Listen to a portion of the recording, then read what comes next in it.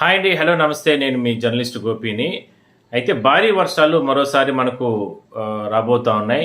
దీనికి సంబంధించి ఇప్పటికే కోస్తా పరిసర ప్రాంతాల్లో ఉపరితల ఆవర్తనం ఏర్పడింది. నైరుతి బంగాళాఖాతంలో ఈ ఆవర్తనం కారణంగా మరో 2 రోజుల పాటు కూడా ఏపీలో మోస్తరు నుంచి అతి భారీ వర్షాలు కురిసే అవకాశం అయితే ఉంది. ఏలూరు, కృష్ణా, గుంటూరు, పల్నాడు జిల్లాలకు ఇప్పటికే ఆరెంజ్ అలర్ట్ను జారీ చేశారు. నెల్లూరు, కర్నూలు, అనంతపురం, తిరుపతిలో భారీ వర్షాలు కురిసే అవకాశం అయితే ఉంది అన్నట్టు కూడా వాతావరణ శాఖ హెచ్చరికలు జారీ చేయడం జరిగింది.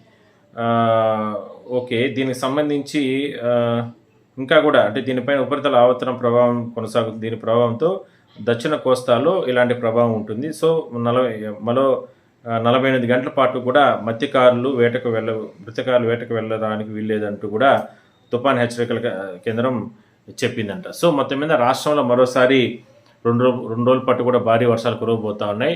సో దీనికి సంబంధించి ఇప్పటికే ప్రభుత్వం అంటే విపత్తుల శాఖ ఇప్పటికే కూడా అప్రమత్తం అవ్వడం జరిగింది.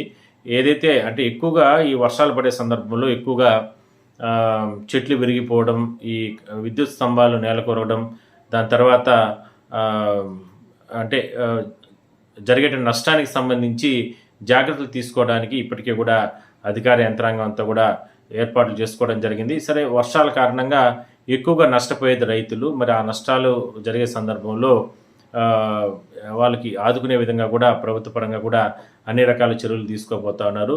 సో మొత్తం మీద ఈ భారీ వర్షాలు రైతులతో పాటు మరి స్థానిక ప్రజలను కూడా రకరకాల ఇబ్బందులు గురి చేస్తున్న తరుణంలో వర్షాలు ఎక్కువ పడే సందర్భంలో ఎక్కువగా అంటే బయట అంటే సుదూర ప్రాంతాలకు వెళ్లకుండా ఆ పర్యటనలు కూడా వాయిదా వేసుకుంటే బాగుంటుంది అంటున్నారు. ఆల్రెడీ సెల్ ఫోన్లకు కూడా మెసేజ్లు ఎప్పటికప్పుడు వస్తూ ఉన్నాయి. అంటే ఏపీ విపత్తుల శాఖ నుంచి కూడా అలర్ట్ మెసేజెస్, ఎందుకంటే ఈ భారీ వర్షాల కారణంగా ఎక్కడెక్కడ ఈ ఎఫెక్టెడ్ ఏరియాస్ ఉంటాయి. ఎందుకంటే రాయలసీమ జిల్లాల్లో నెల్లూరు, కడప, కర్నూలు, అనంతపూరు, ఇట్లా చిత్తూరు జిల్లాలకు సంబంధించి భారీ నుంచి అతి భారీ వర్షాలు, మిగిలిన అటుపక్క కోస్తా అటు సైడ్ అంతా కూడా ఎక్కువగా భారీ వర్షాలు కురిసే అవకాశం ఉందంటూ కూడా చెప్తున్నారు. సో మొత్తం మీద మాత్రం మరో 2 రోజులు ఇవాళ, రేపు, ఎల్లుండి వరకు కూడా ఎఫెక్టెడ్ అనేది ఉంటుంది. సో అందువల్ల స్థానిక ప్రజలతో పాటు వాళ్ళందరూ కూడా జాగ్రత్తగా ఉండాల్సిన అవసరం అయితే ఉంటుందంటూ కూడా చెప్తున్నారు. మొత్తం మీద చూద్దాం రేపటి నుంచి ఏ విధంగా ఉంటుందో ఈ వర్షాలకు, భారీ వర్షాలకు సంబంధించి.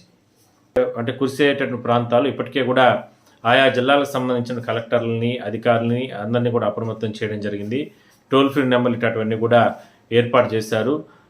మొత్తం మీద లోతట్టు ప్రాంతాల్లో ఒక్కసారిగా భారీ వర్షాలు వస్తున్న సందర్భంలో ఒకవేళ భారీ వర్షాలకి వరద నీరు ఇటువంటివన్నీ కూడా ఎక్కువగా వస్తే ఆయా జిల్లాలకు సంబంధించి లోతట్టు ప్రాంతాల ప్రజల్ని ఎప్పటికప్పుడు సురక్షిత ప్రాంతాలకు తరలించే ప్రయత్నాలు కానీ ఇవన్నీ కూడా చేయడానికి కూడా ఈ డిజాస్టర్ మేనేజ్మెంట్ వాళ్ళు జాగ్రత్తలు తీసుకునే అవకాశం అయితే ఉంటుంది. మొత్తం మీద రేపు ఎల్లుండి నైట్ నుంచి రేపు ఎల్లుండి 2 రోజులు మాత్రం కొన్ని చోట్ల భారీ నుంచి అతి భారీ వర్షాలు, మరి కొన్ని చోట్ల మాత్రం చెదురుముదురు వర్షాలు కురిసే అవకాశం అయితే ఉందని మాత్రం అధికారులు చెప్తున్నారు.